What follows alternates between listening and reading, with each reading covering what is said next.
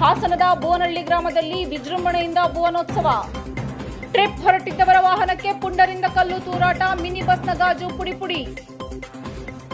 ಹಾಸನದ ಬೋನಹಳ್ಳಿ ಗ್ರಾಮದಲ್ಲಿ ಬಹಳ ವಿಜೃಂಭಣೆಯಿಂದ ಭುವನೋತ್ಸವ ಕಾರ್ಯಕ್ರಮವನ್ನು ಹಮ್ಮಿಕೊಳ್ಳಲಾಗಿತ್ತು. ಈ ಸಂದರ್ಭದಲ್ಲಿ ನಿವೃತ್ತಿ ಯೋಧರಿಗೆ ಸನ್ಮಾನಿಸಿ ಗೌರವಿಸಲಾಯಿತು.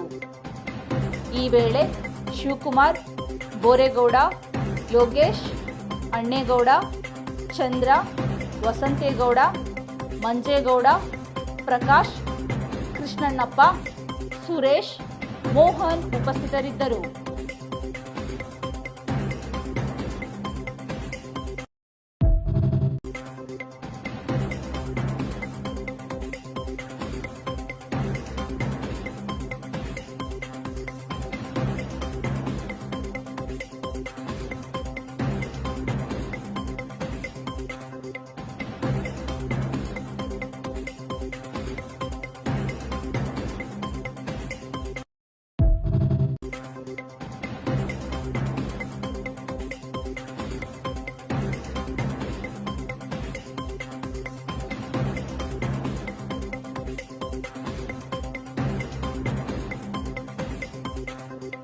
ಹಾಸನ ಹೊರವಲಯ ರಾಷ್ಟ್ರೀಯ ಹೆದ್ದಾರಿ 75 ಕೆಂಚಟ್ಟಹಳ್ಳಿ ಬಳಿ ಘಟನೆ.